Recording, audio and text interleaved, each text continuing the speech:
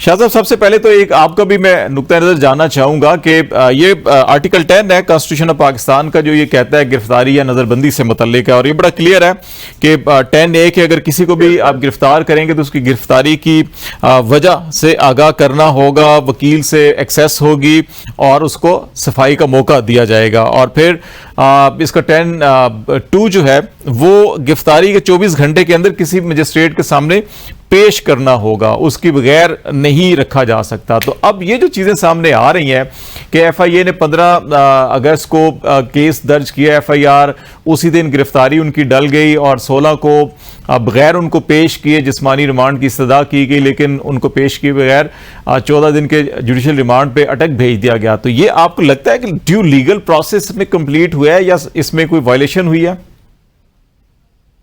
ऐसा है कि जुडिशियल रिमांड पे अगर उन्होंने भेज दिया फिर तो ठीक है। पुलिस रिमांड अगर वो लेते तो फिर उन्हें दोबारा भी 15 दिन से पहले पेश करना था, जितने दिन की कोर्ट उनको उनका फिजिकल रिमांड दी। अब 14 दिन के लिए उन्होंने भेज दिया, 15 को उन्होंने गिरफ्तारी डाली, 16 को उन्होंने उनको जुडिशियल रिमांड पे भेज दिया। तो यही प्रोसेस है जो आम लोगों के लिए भी है, और हर आदमी को जो किसी भी केस को में इन्वॉल्व होगा या उसके खिलाफ कोई चार्ज होगा, तो यही तरीका जो है वो अपनाया जाता है और यही 10A की रूल है। इसमें दो चीजें हैं शाह साहब। एक ये है कि ये कहा जाता है कि 24 घंटे के अंदर आपको कोर्ट में पेश करना है। वो चेयरमैन PTI नहीं हुए पेश, उनको पेश नहीं किया गया, वो ऑलरेडी जेल के अंदर थे, नंबर 1। नंबर 2 कि जिसको भी आप अरेस्ट करते हैं उसको आपने जाके बताना होता है कि आपकी गिरफ्तारी हम कर रहे हैं फलां वजह में कर रहे हैं। वो भी कह रहे हैं कि उन्हें आज पता चल रहा है कि या कल पता चल रहा है कि वो फलां मुकदमे में फलां इल्जाम के तहत जो है कि उनको गिरफ्तार कर लिया गया। तो ये दो नुकात आप नहीं समझते कि इसमें फुलफिल शायद नहीं हुए? नहीं, ये तो अब उनका जो रिकॉर्ड है उसको देख के ये आपको पता चलेगा। आज भी उनका जेल में ही उनको मजीद 15 दिन का जुडिशियल रिमांड उनका एक्सटेंड हुआ, और उनके खिलाफ जो आज की प्रोसीडिंग थी वो भी कैमरा प्रोसीडिंग। तो ये केस जो है इसके बारे में हम ये कह सकते हैं कि ये हसास नौयत का है और इसमें मुल्क की खारजा पॉलिसी इन्वॉल्व है।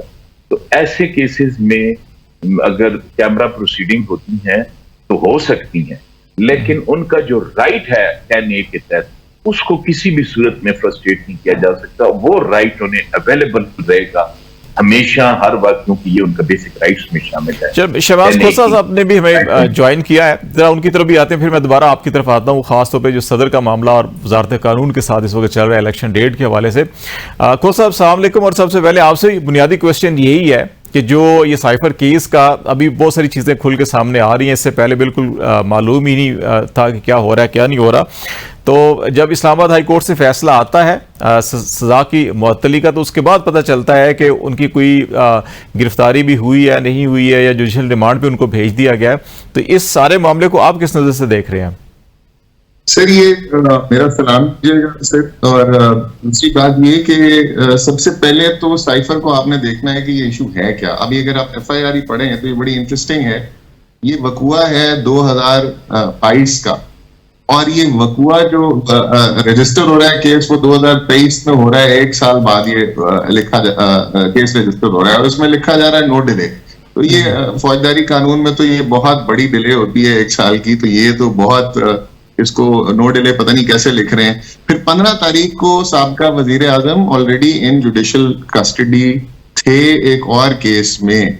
15 तारीख को इनकी अरेस्ट कैसे डाली गई, 16 तारीख को इनको जुडिशियल रिमांड पे एक ASJ साहब ने कैसे भेज दिया बगैर इनके पेश हुए। अभी मैं सुन रहा था कि ये कहा गया कि ये आज भी इनका जुडिशियल रिमांड जेल में ही एक्सटेंड हुआ है।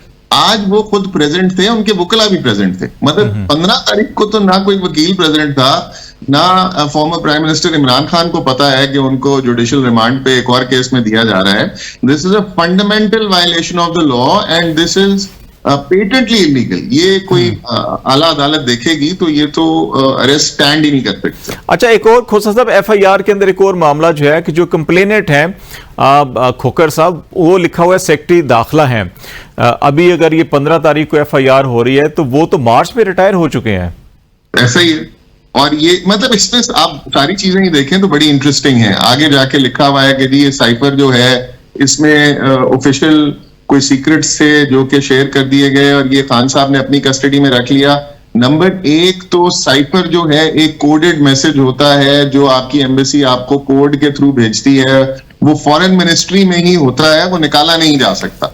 उस ट्रांसक्रिप्ट उसको डी कोड करके उसकी ट्रांसक्रिप्ट जो है वो पढ़ी जाती है कि ये कोड में जो एम्बेसी आपको लिखती है वो किसी कोड में लिखती है, वो आप निकाल सकते ही नहीं। दूसरा उसका जो ट्रांसलेशन है वो डिस्कस हुई, ये पहली दफा नेशनल सिक्योरिटी काउंसिल में डिस्कस हुई जिसमें तीनों आर्मी के जो ओहदेदारान वो बैठे होते हैं और उसमें सारी आपकी कैबिनेट बैठी होती है। जो इमरान खान के अंडर ये डिस्कस हुई उसमें तीनों फौजों के कमांडर्स बैठे हुए थे। उसके बाद ये शहबाज शरीफ साहब के साथ डिस्कस हुई साइफर के कंटेंट्स और इसमें कोई नेशनल सिक्योरिटी के इम्प्लीकेशन इश्यूज नहीं थे। इसमें यह था कि एक डोनाल्ड लू नामी शख्स जो कि एक डिप्टी सेक्रेटरी हैं एक फॉरेन मुल्क के, उन्होंने ये कहा कि अगर आप खान को नो कॉन्फिडेंस खान के खिलाफ कामयाब हो जाएगी तो इससे पाकिस्तान को माफ कर दिया जाएगा। क्या पाकिस्तान की अंदरूनी मामलात में एक आम डिप्टी फॉरेन सेक्रेटरी किसी भी मुल्क का मुदाखलत कर सकता है? इस पर दोनों इजलासों में ये डिसीजन आया कि ये एक स्ट्रॉन्ग इंटरफेरेंस है पाकिस्तान के अंदरूनी मुदाखलात में। कोई ऑफिशियल सीक्रेट्स की ब्रीच की बात ही नहीं हुई इन दोनों में। अच्छा,